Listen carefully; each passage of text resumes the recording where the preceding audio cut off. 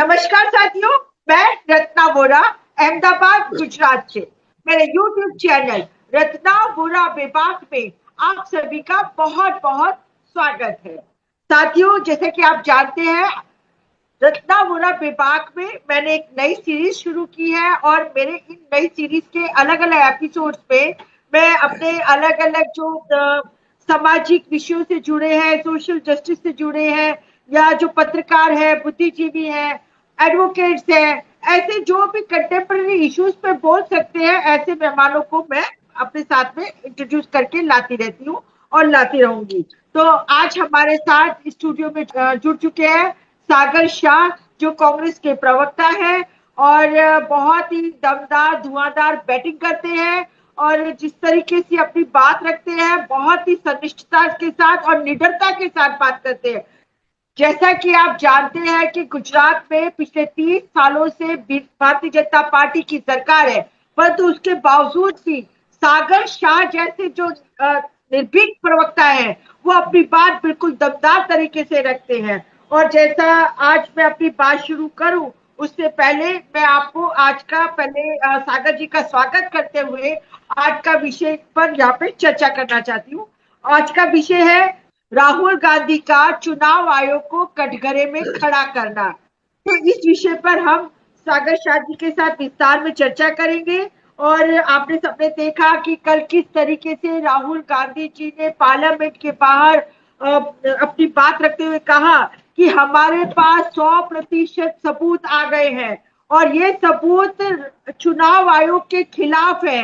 चुनाव आयोग वोट की चोरी कर रहा है, चुनाव आयोग देश के साथ गद्दारी कर रहा है, चुनाव आयोग प्रजा के साथ गद्दारी कर रहा है। और राहुल गांधी ने यह भी कहा कि हमें लोकसभा के जो चुनाव हुए तो हमें शक था, उसके बाद मध्य प्रदेश के चुनाव में भी हमारा शक और मजबूत हुआ, परंतु महाराष्ट्र में जिस तरीके से चुनाव किए गए तो उससे हमारा शक और ज्यादा, हम एकदम कंफर्म हो गए कि चुनाव आयोग वोट की चोरी कर रहा है, चुनाव आयोग लोकतंत्र के साथ मजाक कर रहा है और उसके साथ उसको लोकतंत्र को खत्म करने का अगर कोई काम कर रहा है तो चुनाव आयोग कर रहा है। हम चर्चा को आगे और बढ़ाएंगे। सबसे पहले हम राहुल गांधी जी का ये एक छोटा सा क्लिप है, वो देख लेते हैं, उसके बाद मैं सीधे सागर जी के पास आऊंगी।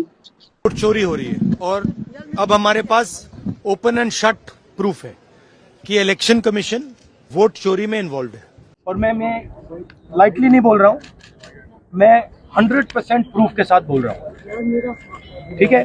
और आप सबको पता लग जाएगा, जैसे ही हमने ये रिलीज किया पूरे देश को पता लग जाएगा कि इलेक्शन कमीशन वोटर चोरी करा रहा है। किसके लिए करा रहा है? किसके लिए करा रहा है? बीजेपी के लिए करा रहा है। ओपन एंड शट है, नो क्वेश्चन। हमें मध्य प्रदेश में सस्पिशन था, लोकसभा में सस्पिशन था, महाराष्ट्र में वो थोड़ा आगे गया, स्टेट लेवल पे हमें लगा कि यहाँ पे चोरी हुई है। वोटर रजिस्ट्रेशन हुआ था, 1 करोड़ वोटर्स ऐड हुए थे। फिर हम थोड़ा डिटेल में गए, हमने कहा देखो अब इलेक्शन कमीशन तो मदद नहीं कर रहा है, तो थोड़ी ग्रैन्युलैरिटी में जाना है, गहराई में जाना है। तो हमने अपना ही इन्वेस्टिगेशन करवाया, उसमें 6 महीने लगे और जो हमें मिला है वो एटम बम है। कब खुलासा करेंगे? एटम बम है, फटेगा तो आप इलेक्शन कमीशन आपको दिखेगा नहीं। तो देखा साथियों, आपने ये क्लिप देखा किस तरीके से राहुल गांधी जी ने कहा कि ये एटम बम है और जब ये फूटेगा तो कोई बचेगा नहीं, हम किसी को छोड़ेंगे नहीं। तो आप अपनी शुरुआती टिप्पणी दीजिए सागर जी, आप क्या कहना चाहते हैं राहुल गांधी जी की इस बात पे? जी, सबसे पहले तो आपको और दर्शकों को बहुत बहुत धन्यवाद कि मुझे इस विषय पर बोलने का मौका दिया। देखिए, जब राहुल गांधी बोलते हैं तो डंके की चोट पर बोलते हैं। आपको राहुल गांधी का 11 साल का अनुभव होगा। एकमात्र नेता है पूरे भारत में जो हर मुद्दे पर डंके की चोट पर सड़क से लेकर संसद तक बोलता है, और जब बोलता है तो सबूतों के साथ बोलता है और साबित करके बुलाता है। देखिए, सबसे पहले कोरोना के बारे में राहुल गांधी ने बोला था और सब कुछ प्रूव हो गया। जीएसटी के बारे में राहुल गांधी ने बोला था, नोटबंदी के बारे में राहुल गांधी ने बोला था, लॉकडाउन के बारे में राहुल गांधी ने बोला था, किसानों के काले 3 कानून के बारे में राहुल गांधी ने बोला था। राहुल गांधी ने संसद में खड़े रहकर अदानी के ऊपर जितने भी आरोप लगाए थे, आज देखिए कि अदानी पर इंटरनेशनल लेवल अमेरिका में केसेस चल रहे हैं। राहुल गांधी ने डंके की चोट पर बोला था कि पाकिस्तान और चाइना को एक मत कीजिए, वरना पाकिस्तान तो मोहरा होगा और चाइना हमारे साथ लड़ रहा होगा। और पहलगाम आतंकवादी हमले के बाद जो स्ट्राइक हुई, उसमें पूरी विश्व को, पूरे देश को पता चला कि पाकिस्तान तो सिर्फ एक मुखौटा था, चाइना हमारे साथ लड़ रहा था। और इस बार राहुल गांधी ने बोला है कि ये बॉम्ब है, एटम बॉम्ब, और सबूतों के साथ लाया हूं, और ऐसा फूटने वाला है, ऐसा फूटने वाला है कि आप देखेंगे।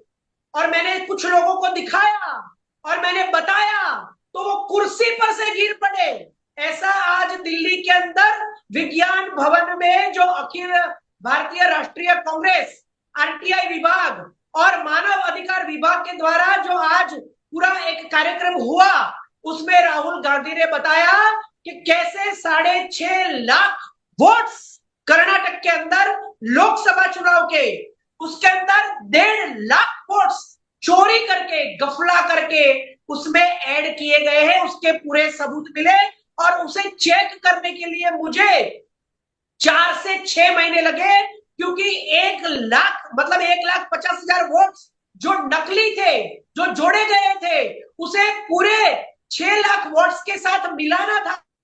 तो एक वोट 4 बार लाखों वोट्स के साथ जब मिलाया तो मेरे आसपास जो लोग बैठे थे वो कुर्सी से गिर पड़े कि क्या ऐसा हो सकता है। तो ये तो आज थोड़ा सा एक झलक राहुल गांधी ने दिखाई है विज्ञान भवन में, जिसकी वजह से आज पूरे देश में हड़कंप मच गया है। और मुझे लगता है कि मंडे के बाद इस बॉम्ब के, इस एटम बॉम्ब के पार्टिकल्स ऐसे गिरेंगे कि ये देश देखता रह जाएगा कि क्या बात है। राहुल गांधी ने हर बात साबित करके दिखाई, और अगर ये साबित हो गया तो चौकीदार चोर वाला मुद्दा भी साबित होने वाला है डंके की चोट पर। जी सागर जी, एक और बात है जहाँ की महाराष्ट्र की इलेक्शन की मैं बात करूं, जो राहुल गांधी जी ने कि 6 जून के इंडियन एक्सप्रेस के उसमें ये आर्टिकल आया था कि जो महाराष्ट्र है 8.98 करोड़ वोटर्स थे, उसके बाद 2024 में 29 करोड़, मतलब 2.9 वोटर्स बढ़ गए, में 31 लाख वोटर बढ़े। तो ये एक सामान्य सी बात लगती है, ठीक है 5 साल में इतना बढ़ सकता है।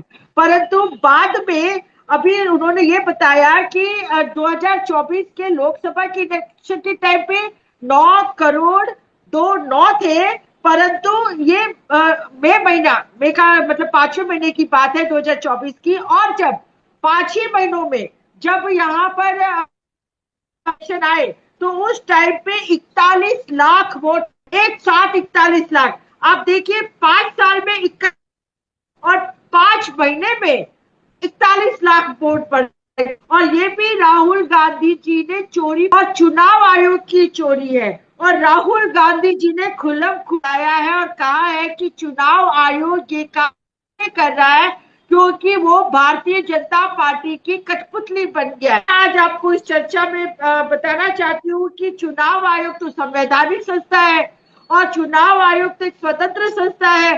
तो क्या चुनाव आयोग ने जो ये किया है उसके लिए राहुल गांधी ने कहा है हम किसी को भी छोड़ेंगे नहीं, और हम चाहे वो रिटायर भी हो जाएंगे ऐसे ऑफिसर, उनको भी पकड़ के कटघरे में डालेंगे। तो आप क्या कहना चाहेंगे जी?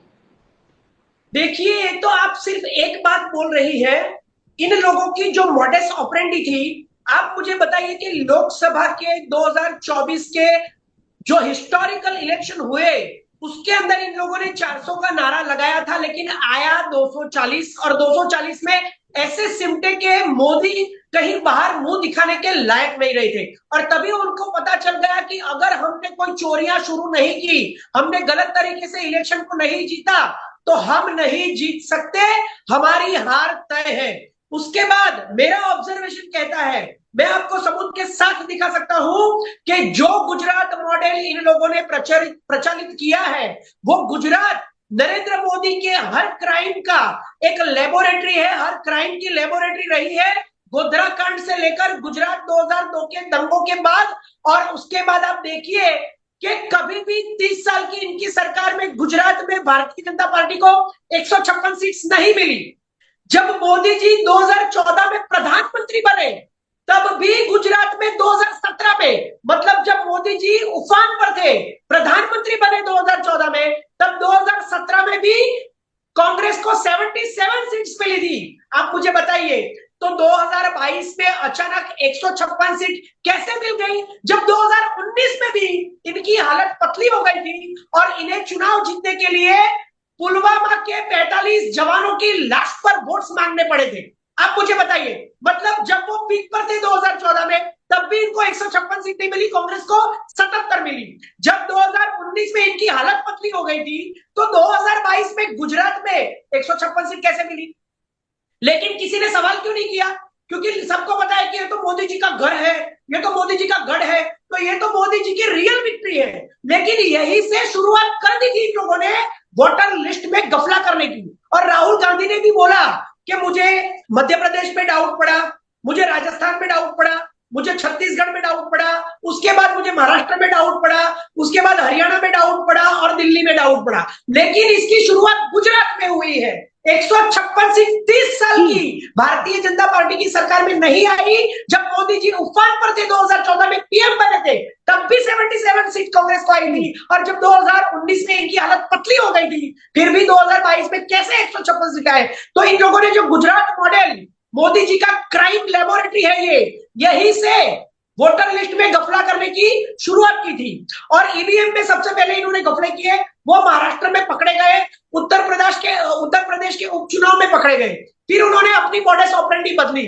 उसके बाद उन्होंने वोटर लिस्ट में घपले करने शुरू किए, जो गुजरात से लेकर मध्य प्रदेश, छत्तीसगढ़, हरियाणा, राजस्थान सब जगह पे किए। आपने बताया महाराष्ट्र में भी ये जो आपने बोला, ये इसका सबसे बड़ा सबूत है। लेकिन चुनाव आयोग ने एक भी बात नहीं मानी, कभी मिलने के लिए टाइम नहीं दिया। 6-6 महीने तक लोग टाइम मांगते रहे, वोटर लिस्ट मांगते रहे, वो डिजिटल रिकॉर्डिंग मांगते रहे, कुछ भी नहीं दिया। लेकिन जब बिहार में भी यही कर रहे हैं, क्योंकि इनको पता चल गया कि अब ईवीएम में गफले नहीं कर सकते, अब वोटर लिस्ट में गफले नहीं कर सकते, तो कानून लेकर आए, कानूनन ओपनली एसआईआर करके ये लोग चीटिंग कर रहे हैं। और इसके भी कितने सारे सबूत मिले।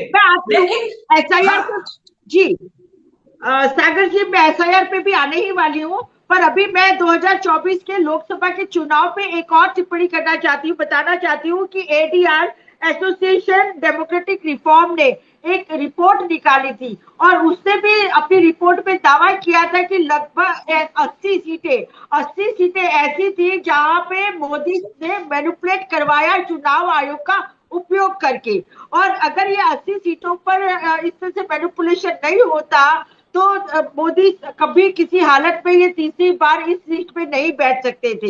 इसी तरह राहुल गांधी जी ने भी कल अपने लेक्चर में कहा कि ये 15 सीटों का खेल था और ये 15 सीटें अगर इस तरीके से इधर से उधर हो जाती तो आज ये प्रधानमंत्री नहीं होते। जबकि दूसरी तरफ चुनाव प्रचार के दौरान और उससे पहले भी जो भारतीय जनता पार्टी के जो उम्मीदवार थे वो सब लोग बोलते थे 400 पार, 400 पार, 400 पार। मतलब कोशिश तो उन्होंने की और बहुत घपले भी किए, उसके बावजूद भी उनकी गाड़ी 240 पे ही अटक गई और फिर उन्हें बैसाखियों की सरकार बनानी पड़ी। चंद्रबाबू नायडू जी, नीतीश कुमार जी और चिराग पासवान, एक सहारा लेना पड़ा। तो जो एक मोदी का करिश्मा था वो तो खत्म ही हो गया एक तरीके से। ये कह सकते थे कि मोदी शॉर्ट टर्म में भी बहुत आगे जा रहे हैं। तो आप बताइए कि आप गुजरात से आते हैं, मैं भी गुजरात से ही आती हूँ, परंतु हमें तो यहाँ पर गुजरात में ऐसा कुछ मोदी का करिश्मा दिखता नहीं है। फिर आखिर ऐसी क्या बात है कि यहाँ पे सब लोग मतलब रिपोर्टों में गोदी मीडिया मोदी करता है। आप बताइए उसके बारे में टिप्पणी दीजिए जी। देखिए, आपने जो बताया एडीआर, ऐसे ही वोट फॉर डेमोक्रेसी, इन दोनों संस्थाओं के रिपोर्ट से और रिपोर्ट्स में क्लियर कट कहा गया था कि 240 में भी 80 सीट्स के गफले किए गए हैं। अगर ये 80 सीट्स नहीं मिलती तो मोदी जी आज सिर्फ 160 सीटों पर होते और कभी भी तीसरी बार प्रधानमंत्री नहीं बनते। लेकिन मैंने जैसे कहा कि इन लोगों ने ईवीएम में गफले किए, वोटर लिस्ट में गफले किए और आज तक किसी भी बात का जवाब नहीं दिया है। ऐसे ही एडीआर और वोट फॉर डेमोक्रेसी का भी जवाब नहीं दिया था। राहुल गांधी ने क्या बोला कि मेरे पास सबूत नहीं थे, इसीलिए मैं ऐसे स्टेटमेंट नहीं कर सकता था। लेकिन आज मैं अगर ऐसे स्टेटमेंट कर रहा हूं तो आज मैं 100% पुख्ता सबूत लेकर बैठा हूं। इसीलिए राहुल गांधी ने बोला कि यस दैट वाज राइट, 80 से 100 सीटों का गफला किया है। और ये जो 15 सीट का गफला राहुल गांधी बोल रहे हैं वो किस बात पर बोल रहे हैं? कर्नाटक में कांग्रेस की सरकार है, कांग्रेस की सरकार है तो वहां का जो चुनाव आयोग है उसे तो कोऑपरेट करना ही पड़ेगा। तो वहां के चुनाव आयोग से राहुल गांधी ने पूरी छपी हुई जो एक हार्ड कॉपी होती है लिस्ट, वोटर लिस्ट की, उसको लिया और उसके ऊपर रिसर्च किया और उन्होंने कर्नाटक, आंध्र प्रदेश और ओडिशा, अभी 3 राज्यों की जो लिस्ट है उसके ऊपर रिसर्च करके कहा कि 15 सीट्स तो मैंने पकड़ ली है और इस 15 सीट्स के ऊपर मैं कह सकता हूं कि अगर ये 15 सीट भी नहीं होती, अगर ये मोदी जी को नहीं मिलती, सच में ट्रांसपेरेंट तौर पर चुनाव होते तो आज मोदी जी प्रधानमंत्री नहीं होते। लेकिन ये तो सिर्फ 3 स्टेट की लोकसभा की कुछ सीटों की बात है। टोटल तो जैसे एडीआर और वोट फॉर डेमोक्रेसी ने कहा कि 80 से 90 सीट और राहुल गांधी ने कहा कि 80 से 100 सीट वो बिल्कुल बाहर आने वाला है। और राहुल गांधी ने बिल्कुल बोला है डंकी की चोट पर कि ये मत सोचो कि अगर तुम रिटायर्ड हो चुके हो तो तुम बच जाओगे, मेरे पास अब पुख्ता सबूत है और मैं तुम्हें 80 से 100 सीटों के गफले सबूत के साथ दिखाऊंगा। और अगर तुम कहीं भी छुप गए हो, रिटायर्ड हो चुके हो या तुम आज किसी बड़े पद पर भी हो तो तुम ये मत समझो क्योंकि ये देशद्रोह है, तुम लोगों ने देश के साथ गद्दारी की है और मैं हर एक व्यक्ति को पकड़ कर ढूंढ कर लाऊंगा और तुम्हें मतलब चुनाव आयोग भारत में कहीं नहीं दिखेगा, ऐसा राहुल गांधी ने डंके की चोट पर बोला है। तो ये है आज का जवाब। और मैं आगे एक बात करना चाहता हूं छोटी सी। अच्छा बोलिए। भी आपको पहले बिहार में ले जाती हूँ क्योंकि बिहार में 1 तारीख को ही इन्होंने ड्राफ्ट सूची बाहर निकाली है, मतदान सूची, और उसमें लगभग 65 लाख, मतलब लाख 2 लाख नहीं, 65 लाख मतदारों को मतदान सूची से निकाल ही दिया है सर के नाम पे। सर मतलब स्पेशल इंटेंसिव रिवीजन, ये करने के नाम पे इन्होंने 65 लाख मतदारों को निकाल दिया। और वो कौन है? वो या तो मुस्लिम समाज से बिलोंग करते हैं, दलित समाज के, गरीब समाज के, पिछड़े समाज के, अति पिछड़े समाज के, बहुत गरीब लोग हैं, मजदूर लोग हैं। तो ऐसे लोगों को ये सर के नाम से बिहार में बहुत बड़ा खेला हो रहा है। और उसके सामने जो हमारे तेजस्वी यादव है, उन्होंने, तेजस्वी यादव ने कहा है कि अगर आपको हमारी बात सुननी ही नहीं है, हमारी बात माननी ही नहीं है और इसी तरह से मनमानी करके कुछ भी करना है तो आप इलेक्शन ही मत कराइए ना। आप जो नितिन बाबू की सरकार है उसी को एक्सटेंशन दे दो, क्या जरूरत है खर्चा करने की। तो यहाँ पर एक तरीके से देखा जाए तो सर के विरोध में भी पूरा का पूरा विपक्ष 1 बार नहीं, 2 बार नहीं, कई बार अपना विरोध जताता है। वहां पर बिहार में भी तेजस्वी कुमार भी अपना विरोध बता रहे हैं, प्रेस कॉन्फ्रेंसेस कर रहे हैं, सड़कों पे उतर के आ गए हैं। और जब लोग अपनी जो नाम देखने के लिए बिहार में उमड़ पड़े हैं, क्योंकि यहाँ पर एक बात निकली थी कि 2003 में जिन लोगों का नाम वोटर लिस्ट में होगा उसको नहीं निकाला जाएगा, परंतु उसके बावजूद भी 65 लाख वोटर्स को निकाल दिया है। और भविष्य में सुनते हैं कि और भी लाखों वोटर्स यहाँ से निकाले जाने वाले हैं। मतलब सीधे सीधे ये तो लोकतंत्र पे हमला है। आप जिसका अधिकार है वोट देने का, आप उसको वोट देने के लिए इनडायरेक्ट तरीके से रोक रहे हो। तो यहाँ पर आप क्या कहना चाहेंगे, आपकी टिप्पणी दीजिए। देखिए, सबसे पहले तो एक बहुत बड़ा जोक हुआ है बिहार के अंदर। तेजस्वी यादव ने कहा कि मेरा अंदर नाम नहीं है लिस्ट के अंदर। उसके बाद 15-20 मिनट के अंदर चुनाव आयोग ने बताया कि आपका नाम तो है, मतलब उन्होंने जवाब दिया कि तुम्हारा नाम है। लेकिन गोदी मीडिया ने क्या मूर्खामी की आप देखिए। गोदी मीडिया ने यह बताया कि तेजस्वी यादव झूठ बोल रहे हैं एक्चुअली तेजस्वी यादव के पास फर्जी वोटर कार्ड है और उनके पास 2 वोटर कार्ड है। अब आप मुझे बताइए कि ये भारत की सरकार है, ये मोदी की सरकार है, चुनाव आयोग मोदी का है और 2003 में सारा सेट हो चुका है। जनवरी में, अभी 6 महीने पहले जनवरी के अंदर रिवीजन हो चुका है ऑलरेडी, और तब तो सिर्फ 4 लाख लोगों को ही निकाला था, अभी 65 लाख लोगों को निकाल रहे हैं। और अगर इनके हिसाब से अगर तेजस्वी यादव के 2 वोटर आईडी कार्ड है तो आप सोचिए कि आपका चुनाव अब तक क्या कर रहा था। मतलब आपका चुनाव आयोग ही पूरा फर्जी वाला है। ये साबित होता है कि एक व्यक्ति जो चीफ मिनिस्टर का चेहरा है उसके 2 वोटर आईडी कार्ड है, वो आप आज तब एक्सपोज करते हैं जब तेजस्वी यादव ये कहते हैं कि मेरा नाम लिस्ट में नहीं है। मतलब आप चोर हैं, ये तो आप खुद ही बोल रहे हैं। अब आते हैं बिहार की जनता के ऊपर। योगेंद्र यादव ने बताया कि 8 करोड़ 22 लाख वोटर्स है, लेकिन इनका चुनाव आयोग ये कहता है कि 7 करोड़ 24 लाख। मतलब देखिए दोनों में कितना डिफरेंस है। तो पहले से ही इतने काट दिए इन लोगों ने, और अभी बता रहे हैं कि 65 लाख कटे हैं और भी कटने वाले हैं। लेकिन सबसे अच्छी बात यह है कि गुजरात में जब 156 सीट मिली कोई बाहर नहीं आया, महाराष्ट्र में कोई बाहर नहीं आया, हरियाणा में कोई बाहर नहीं आया, दिल्ली में कोई बाहर नहीं आया, मध्य प्रदेश में कोई बाहर नहीं आया, चक्का जाम किया। तब बिहार की जनता पहली बार रास्तों पर आई है। तो यहाँ पर इन नेताओं के साथ, महागठबंधन के साथ, तेजस्वी यादव के साथ, राहुल गांधी के साथ, संविधान के साथ, इस देश की जनता के साथ बिहार की जनता भी बाहर आई है। ये बहुत बड़ी बात है।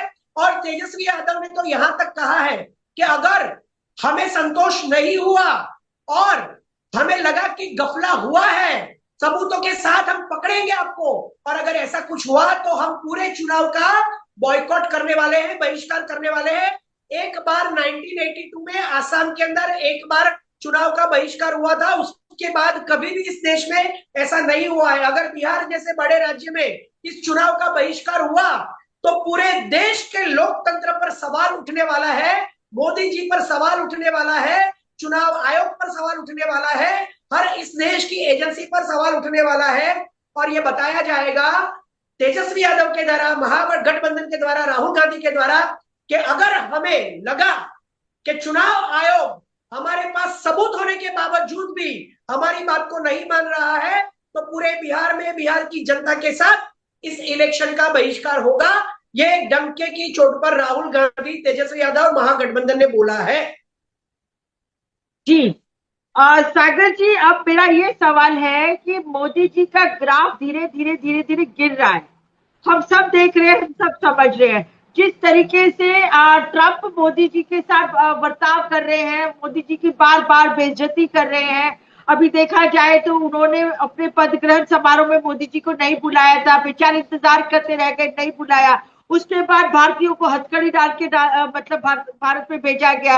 इवन नेपाल जैसे देश को में भी ऐसा नहीं किया, परंतु भारतीयों के साथ ऐसा किया। उसके बाद सीज फायर, सब जानते हैं कि ये 29 से 30 बार बोल चुके हैं। उसके बाद अब उन्होंने यहाँ तक बोल दिया कि 25% टैरिफ और पेनल्टी, और अधूरे में पूरा उन्होंने ये कह दिया कि भारत की इकोनॉमी तो डेड इकोनॉमी है। मतलब ऐसा क्यों लग रहा है कि बार बार लगातार ट्रंप वहां बैठा बैठा मोदी का अपमान कर रहा है। और देखिए, मोदी एक व्यक्ति है, परंतु मोदी अभी एक देश के प्रधानमंत्री है। तो ये मोदी का अपमान नहीं हो रहा है, पूरे देश का अपमान हो रहा है, और पूरा देश इससे दुखी और आहत है। फिर भी जो नरेंद्र मोदी जी है कुछ भी बात नहीं कर रहे, अपनी मतलब चुप्पी साध के बैठे हुए हैं। उन्होंने मुंह पे मतलब पट्टी लगा रखी है और वो कुछ अपना प्रतिक्रिया ही नहीं दे रहे हैं। वो ये सोचते हैं कि प्रतिक्रिया ना देने से वो सभी तरह से बच जाएंगे, परंतु ये लोकतंत्र है और लोकतंत्र में जो प्रजा है वो प्रश्न पूछती है और जानना चाहती है कि आखिर मोदी क्यों चुप है। तो ये भी एक आज का टॉपिक है, आप इस पे भी अपनी बात रखिए। जी देखिए, सबसे पहले तो ट्रंप ने ये कहा कि मोदी जी को मैंने 180 मिलियन डॉलर मतलब 120 करोड़ रुपए भारत के अंदर चुनावों को प्रभावित करने के लिए दिए। मोदी जी ने कुछ नहीं बोला, मोदी जी चुप रहे। मतलब मोदी जी को इनडायरेक्टली चोर बोला ट्रंप ने, मैं नहीं बोल रहा हूं। ट्रंप कह रहे हैं कि मैंने 120 करोड़ रुपए दिए मोदी जी को चुनावों को प्रभावित करने के लिए। मतलब ट्रंप खुद कहता है कि भारत का चुनाव आयोग बिक चुका है, जो सत्ता में सरकार है वो चुनाव को प्रभावित करती है। उसके बाद जैसे आपने बताया कि भारत के लोगों को बेड़ियां बांधकर भेजा, उसके बाद ट्रंप की शपथ विधि में मोदी जी को नहीं बुलाया। उसके बाद आप देखिए कि 30 से 32 बार ट्रंप बार बार बोल चुके हैं कि मैंने ये सीज फायर करवाया, हमारे 5 विमान गिरे हैं, और बार बार लगातार टैरिफ लगाया, टैरिफ के ऊपर पेनल्टी मतलब सजा लगाई कि अगर तुमने रशिया से क्रूड ऑयल खरीदा तो मैं पेनल्टी भी लगाऊंगा। मतलब Trump is going to fine on us, मतलब ट्रंप मोदी जी को सजा देंगे, सजाए आफ्ता देंगे अगर हमने रूस के साथ खरीदी की, ट्रेड किया। उसके बाद हमारी इकोनॉमी को डेड बोल गए और मरी हुई। आप सोचिए कि कितना बड़ा अपमान है। तो इंटरनेशनल लेवल पर मोदी जी को ट्रंप परेशान कर रहे हैं, देश के अंदर मोदी जी को हर मोर्चे पर राहुल गांधी घेर रहे हैं। नीतीश के नेता ने, गिरधारी लाल यादव ने क्लियर कट बोला कि अगर बिहार के चुनाव में नीतीश के साथ शिंदे जैसा किया तो हम तेजस्वी यादव के साथ जुड़ जाएंगे। मतलब उनकी एक बैसाखी भी उनको डरा रही है। नायडू ने बोला कि जो आप बिहार में कर रहे हैं वो हमारे राज्य में नहीं चलेगा, तो उनकी दूसरी बैसाखी भी उनको परेशान कर रही है। और आरएसएस तो उनके पीछे ही पड़ा है, और मोदी जी ने अपनी भारतीय जनता पार्टी के अंदर ही अपने बड़े बड़े दुश्मन खड़े कर लिए, जैसे वसुंधरा राजे, योगी आदित्यनाथ और शिवराज सिंह चौहान, रमन सिंह, कितने। मतलब मोदी जी की खुद की पार्टी में मोदी जी परेशान, मोदी जी आरएसएस को लेकर परेशान, मोदी जी इंटरनेशनल लेवल पर ट्रंप को लेकर परेशान, मोदी जी देश में राहुल गांधी को लेकर परेशान, अपनी तो बैसाखी नीतीश और नायडू को लेकर परेशान, और ऊपर से आज भी पाकिस्तान कभी भी हमला कर सकता है, और अगर कर दिया तो ये 56 की छाती 6 मिलीमीटर की हो जाएगी। अब सोचिए, ये लोग 2 दिन तक सत्र के अंदर ठहाके ले लेकर विपक्ष को नीचा दिखा रहे थे, लेकिन कल अगर पाकिस्तान ने कर दिया रात को हमला तो इनके पास क्या सलामती का मतलब क्या स्ट्रेटेजी है कि वो फिर से स्ट्राइक करके फिर से सीजफायर नहीं करेंगे। मतलब पाकिस्तान भी इनको शर्मसार करता है कि हम हमला भी करेंगे और हम सीज फायर भी करवाएंगे, और चीन इनको पीछे से मदद कर रहा है। 100 देशों ने टेररिज्म को कंडेम किया, पर किसी ने पाकिस्तान का नाम नहीं लिया कि पाकिस्तान एक टेररिस्ट देश है। जब 26/11 का हमला हुआ था 2008 में, तब से लेकर आज तक भारत में कांग्रेस की सरकारों ने पाकिस्तान को आतंकवादी देश घोषित करवाया है, लेकिन मोदी जी के आने के बाद पाकिस्तान को बड़ी बड़ी लोन्स मिल रही है, चाहे आप रिजर्व बैंक की लोन हो, चाहे वो एडीबी बैंक की लोन हो, चाहे वो यूएन से पैसे मिल जाए।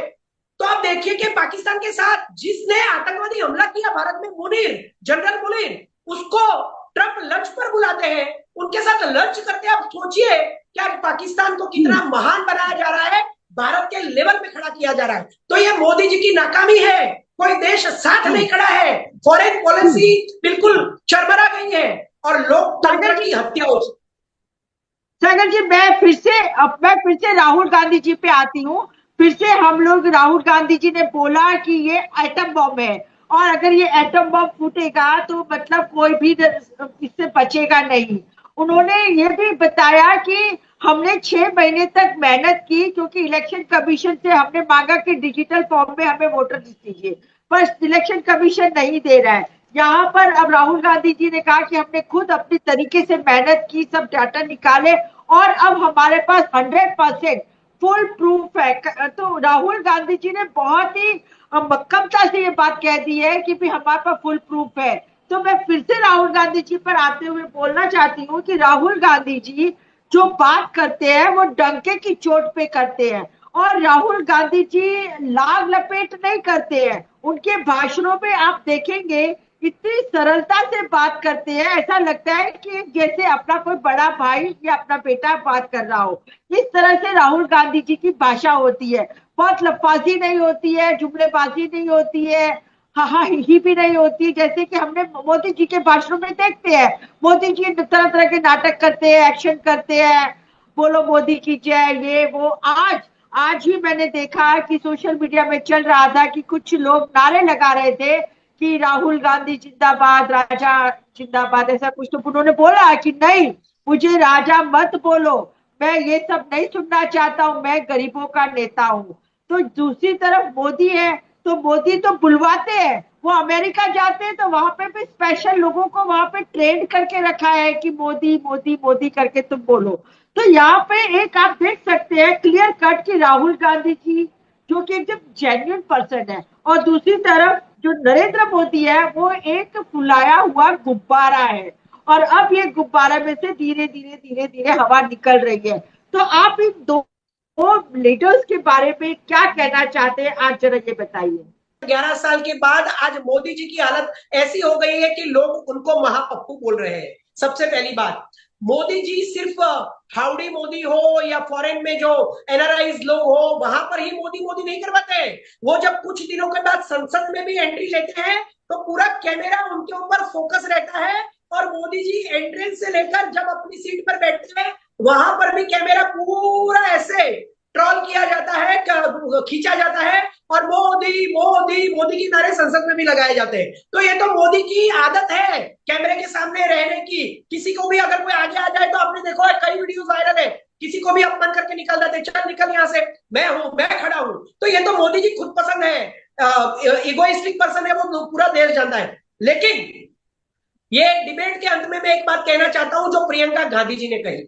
प्रियंका गांधी जी ने राहुल गांधी को बोला कि मेरा भाई आग से खेल रहा है, आग से खेल रहा है, और राहुल गांधी ने एनक्लेव में बोला कि अगर मैं आग से नहीं खेलूंगा तो ये जो मेरे सामने जितने भी लोग आप लोग बैठे हैं उनका क्या होगा, आप मुझे बताइए। तो अल्टीमेटली अगर मैं आग से नहीं खेलूंगा तो ये आग धीरे धीरे आप लोगों तक आने वाली है। तो इससे अच्छा है कि जैसे मेरे पिताजी मर गए इस देश के लिए, जैसे मेरी दादी मर गई, नानी मर गई देश के लिए, वैसे ही अगर मैं आग से खेल रहा हूं तो इस देश को बचाने के लिए खेल रहा हूं। तो ये कोई आग नहीं है, ये तो भारत के नागरिक की फर्ज है कि जब देश खतरे में हो, लोकतंत्र खतरे में हो, संविधान खतरे में हो, तो जवान बॉर्डर पर गोली खाते हैं सामने आने वाली। तो मैं इस चुनाव आयोग के सामने नहीं लड़ सकता जो खुलेआम गफले कर रहा है, जो एक स्वायत्त संस्था है लेकिन फिर भी सरकार की गुलाम बनकर बैठी है। तो ये तो पूरी परीक्षा है, और आज तो बिहार की जनता भी साथ में है। तो प्रियंका गांधी ने क्लियर कट बोला कि मेरा भाई आग से खेल रहा है, और मैं आज डंकी की चोट पर कहता हूं जाते जाते कि पूरे देश में आज राहुल गांधी के सिवाय एक भी नेता, चाहे वो अपने राज्य का मुख्यमंत्री हो, चाहे वो अपने राज्य का बहुत बड़ा नेता हो, लेकिन राहुल गांधी यूनिवर्सल फेस, अघोषित प्रधानमंत्री of India, is fighting against the political mafias loudly, openly, confidently from roads to संसद। जी बहुत बहुत धन्यवाद। आज हमारा डिबेट मैं यही समाप्त करती हूँ। जिस तरीके से आपने राहुल गांधी जी के बारे में बताया, आपने सर के बारे में बताया, आपने जो वोटों की चोरी हो रही है उसके बारे में बताया, आपने सभी विषयों पर बहुत अच्छी तरीके से अपनी बात को रखा है, और आशा करती हूँ कि आप इसी तरह अपनी बात को बेबाकी से रखते रहेंगे, और हम आपके साथ दोबारा भी इसी मंच पे दोबारा मिलेंगे। इसी आशा और उम्मीद के साथ आप यहाँ आए, मेरे साथ मेरे स्टूडियो में जुड़े, उसके लिए बहुत बहुत धन्यवाद। फिर मिलते हैं एक नई वीडियो के साथ, एक नए विचार के साथ। नमस्कार। नमस्कार साथियों, यदि आपको ये मेरा वीडियो पसंद आया हो तो मेरा YouTube चैनल रत्ना वोरा बेबाक को सब्सक्राइब कीजिए, ज्यादा से ज्यादा शेयर कीजिए और ज्यादा से ज्यादा लाइक कीजिए। साथ ही आप मुझे फेसबुक, इंस्टा और एक्स पर भी फॉलो कर सकते हैं। फिर मिलती हूँ एक नई बात के साथ, एक नए विचार के साथ। नमस्कार।